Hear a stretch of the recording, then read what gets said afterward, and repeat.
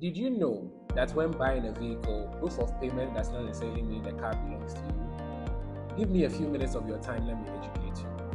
Now, once you buy a vehicle which is already registered, it will be your own interest to make sure you do transfer of ownership into your name as soon as possible before you part ways with the person. And here are some reasons why. This is a service that is provided by the Driver and Vehicle Licensing Authority (DVLA). So once you transfer the vehicle into your name, it makes the vehicle legally yours, and you are bounded by law with the responsibility and every benefit that comes with owning that particular vehicle. So don't feel too comfortable using a car that you've paid for, yet you haven't done the transfer of ownership. And here are some of the reasons why. Once you buy a vehicle in someone else's name and you keep doing the insurance, you are only updating the person's account. So at the end of the day, if anything should happen, you can't legally make a claim because per the title, the vehicle does not belong to you. There are some companies that give fuel and maintenance allowance. So at the end of the day, before you can enjoy this particular benefit, the vehicle document should be in your name. So even if you've paid for it and there's proof that you've paid for it, yet the documents are not in your name, you are not going to enjoy this benefit.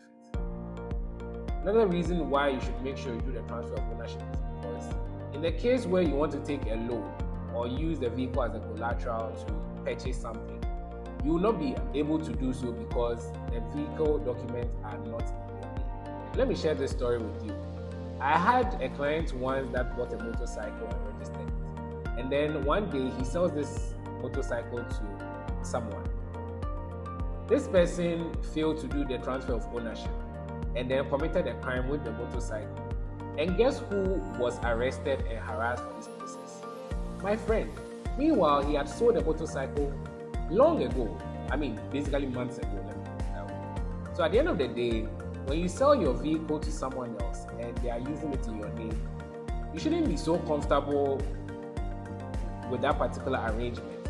Make sure the transfer is done so that you wash your hands off it. Sometimes it may happen that you buy a vehicle, you don't do the transfer of ownership on time, and before you realize, the person has traveled, the person is dead, now the person is nowhere to be found or is unable to be reached.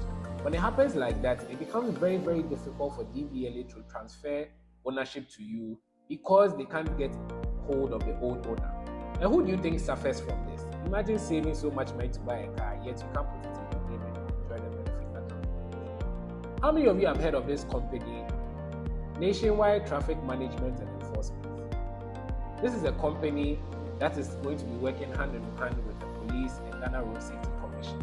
You see all those cameras you see around when you are driving, yes, they are gathering data.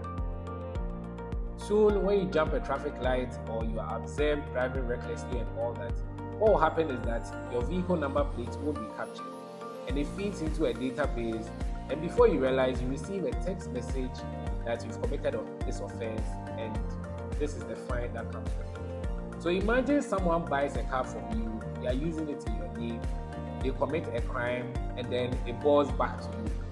How is the feeling going to be like? So yes, once you buy a registered vehicle, to be in your own interest first, make sure that the vehicle is transferred into your name. And you, the seller, also make sure that the person does the transfer into their name before you part ways with the person. Now, one of the lingering questions that people ask is, who is supposed to pay for the transfer? I know most people don't like, taking the cost of certain things. There's no law when it comes to transfer of ownership as to whether the buyer or the seller who is supposed to pay for it.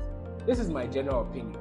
I would like to also hear your thoughts, so please put it in the comment section who you think is supposed to pay. Personally, I feel like the buyer should be the one responsible to pay for the transfer of ownership.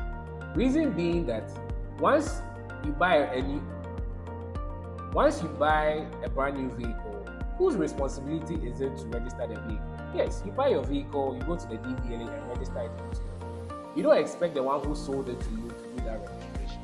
So once you buy a registered vehicle, I also feel that now it is your responsibility to register it into your name, which is what? The transfer of ownership. Thank you very much. I hope you learned something. See you soon with more educative info like this one.